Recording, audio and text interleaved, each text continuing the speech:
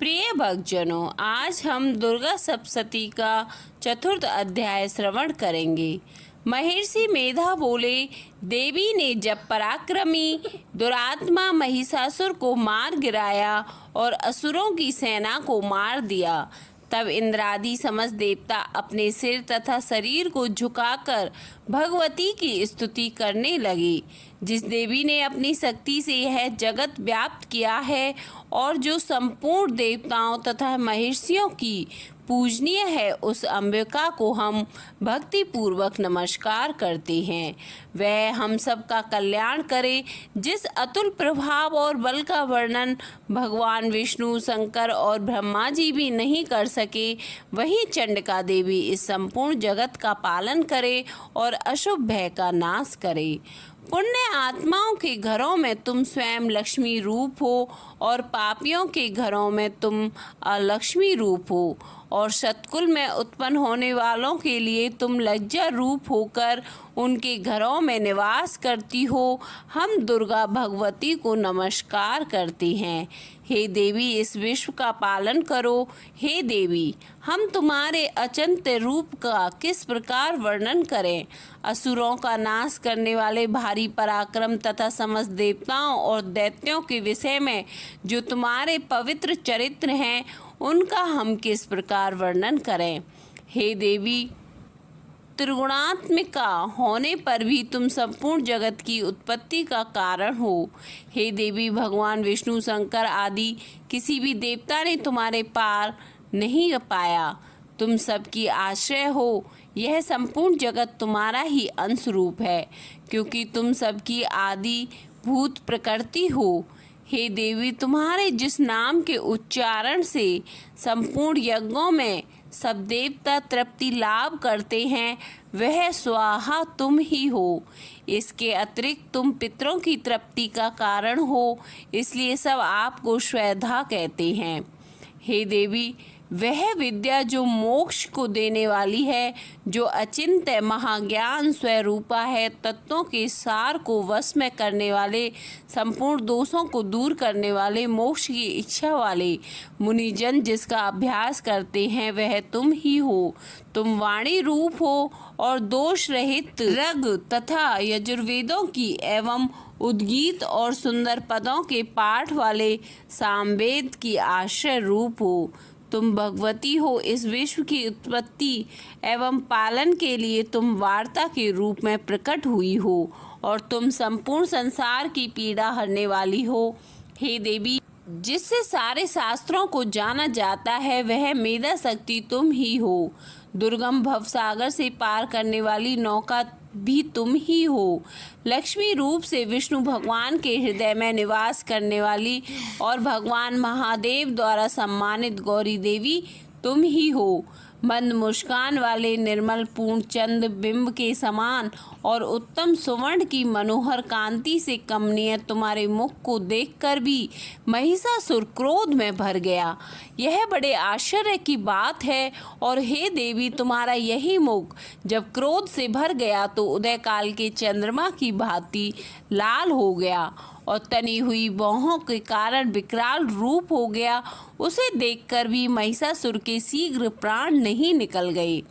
यह बड़े आश्चर्य की बात है।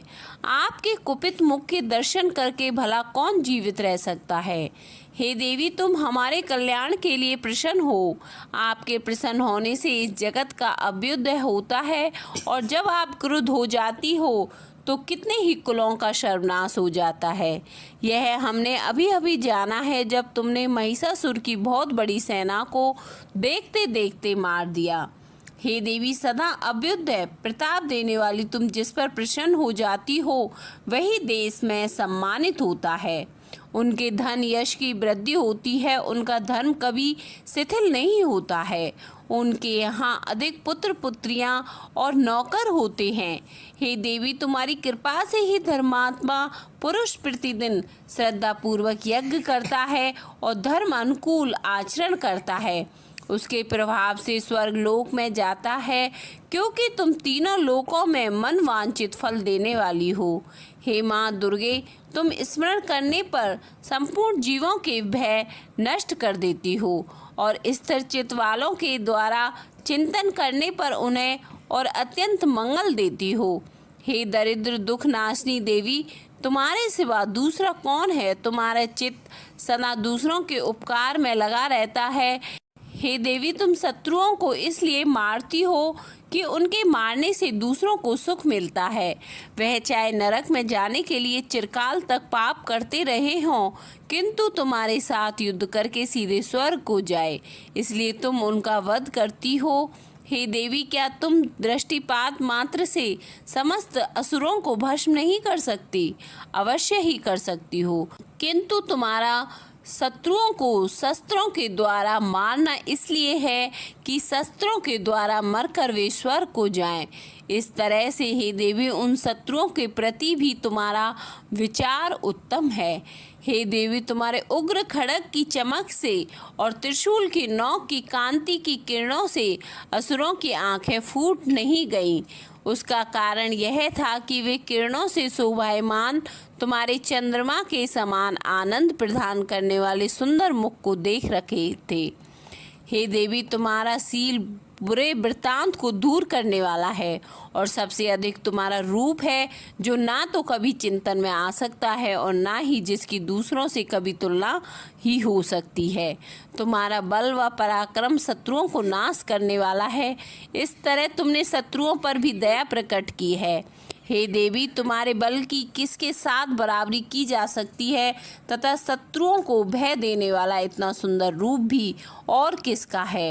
हृदय में कृपा और युद्ध में निष्ठुरता, यह दोनों बातें तीनों लोकों में केवल तुम ही में देखने में आई है। हे माता, युद्ध भूमि में शत्रुओं को मारकर तुमने उन्हें स्वर्ग लोक में पहुंचाया है। इस तरह तीनों लोगों की तुमने रक्षा की है तथा उन्मत्त असुरों से जो हमें भय था उसको भी तुमने दूर किया है। तुमको हमारा नमस्कार है। हे देवी, तुम शूल तथा खड्ग से हमारी रक्षा करो तथा घंटे की ध्वनि और धनुष की टंकार से भी हमारी रक्षा करो। हे चंडिके, आप अपने शूल को घुमाकर पूर्व पश्चिम उत्तर तथा दक्षिण दिशा में हमारी रक्षा करो। तीनों लोगों में जो तुम्हारे सौम्य रूप हैं तथा घोर रूप हैं, उनसे हमारी रक्षा करो। इस पृथ्वी की रक्षा करो। हे अंबिके, आपके घर पल्लवों में जो खड्ग, शूल और गदा आदि शस्त्र शोभा पा रहे हैं, उनसे हमारी रक्षा करो। महर्षि बोले कि इस प्रकार जब सब देवताओं ने जगत माता भगवती की स्तुति की और नंदवन के पुष्पों तथा गंध अनुलेपों द्वारा उनका पूजन किया, फिर सबने मिलकर जब सुगंधित व दिव्य धूपों द्वारा उनको सुगंधित निवेदन की, तब देवी ने प्रसन्न होकर कहा, हे देवताओं, तुम सब मुझसे मनवांछित वर मांगो। देवता बोले, हे भगवती, तुमने हमारा सब कुछ कार्य कर दिया, अब हमारे लिए कुछ भी मांगना बाकी नहीं रहा, क्योंकि तुमने हमारे शत्रु महिषासुर को मार डाला है। हे महेश्वरी, तुम इस पर भी यदि हमें कोई वर देना चाहती हो तो बस इतना वर दो कि जब जब हम आपका स्मरण करें तब तब आप हमारी विपत्तियों को हरण करने के लिए हमें दर्शन दिया करो। हे अंबिके, जो कोई भी तुम्हारी स्तुति करे, तुम उनको वित्त, समृद्धि और वैभव देने के साथ ही उनके धन और स्त्री आदि संपत्ति बढ़ाएं और सदा हम पर प्रसन्न रहें। महर्षि बोले, हे राजन, देवताओं ने जब जगत के लिए तथा अपने लिए इस प्रकार प्रश्न किया तो बस तथास्तु कहकर देवी अंतर्ध्यान हो गई।